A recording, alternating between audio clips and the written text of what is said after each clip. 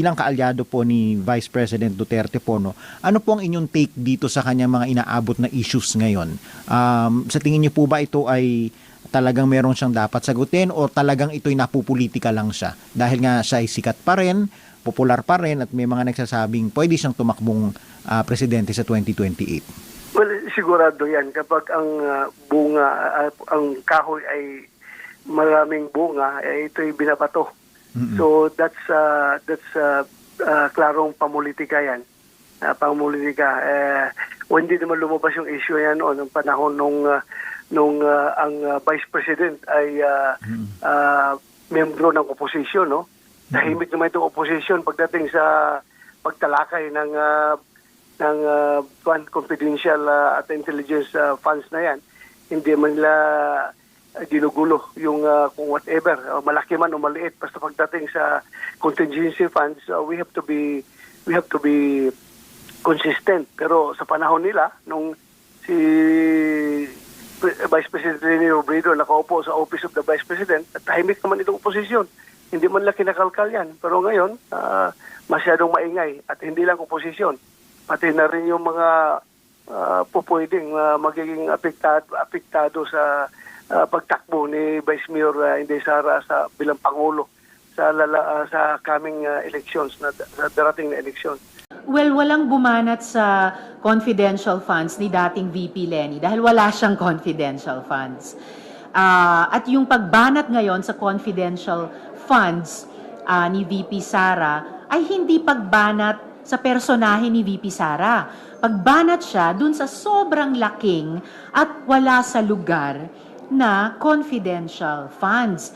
At yun ay tamang pagbanat lamang dahil yun din ang tanong ng mamamayan. Ang confi funds naman ay galing sa buwis ng mamamayan, hawak in trust ng gobyerno at dapat lamang naman talaga naming i-appropriate sa mga ahensya na may mandato talaga at may expertise talaga sa national defense at o sa public safety. At by the way, hindi lang kami sa minorya ang bumabanat doon. May mga kasamahan din sa majority. And in fact, umapaw na mula sa Senado ang House of Representatives mismo. Ang mismong kanilang Finance or rather Appropriations Committee Chair na miyembro ng mayorya doon. Ang mga partido doon sa House ay nagsabing nagkasundo na daw sila na ang mga confi funds ng mga civilian agencies at kalaunan tinukoy nila ang OVP at DepEd ay ililipat sa mga tamang ahensya tulad ng Coast Guard, BIFAR, National Task Force on the West Philippine Sea at iba pa. At yun din yung nakikita kong trend dito sa Senado. Mula sa amin sa minorya ay umapaw din sa mayorya. Nagbuo pa nga ng Select Oversight Committee on Confidential and Intelligence Funds. Mismong si SP ang nag-chair. At active din kami sa minorya. So, lumampas na talaga sa usapin ng politika ito. At kung nasa isip na rin natin yung mga darating na eleksyon, well, at least no, itong debate tungkol sa at bardagulan tungkol sa confidential funds ay naging pagkakataon ng public education tungkol sa entitlement ng mamamayan dahil galing sa atin yung buwis na yan, yung perang yan at dapat lamang maging accountable kaming mga nagtatrabaho sa gobyerno para dyan. Magandang pag-aralan namin yung mungkahi ni Justice Ascuna dahil sa ngayon, yung natatanging checklist ng pwede at di pwedeng pagkagastusan ay lamang nasa isang circular sa pagitan ng mga government departments. And meron lang parang practice na yung mga nakakatanggap ng Confi at Intel funds ay kailangan pa ring magsumite ng report in a sealed envelope sa ilan lamang government officials, ang presidente, ang Senate President, ang House Speaker, at ang COA Chair, na maari o maaring hindi nilang buksan. At so ibig sabihin, hindi subject sa kasing higpit na accounting ng COA tulad sa lahat ng iba pang funds appropriated sa GAA. So magandang bunga pati nitong naging mainit at mabuting mainit na usapan tungkol sa confidential funds. Pag-aralan namin yung Ascuna proposal.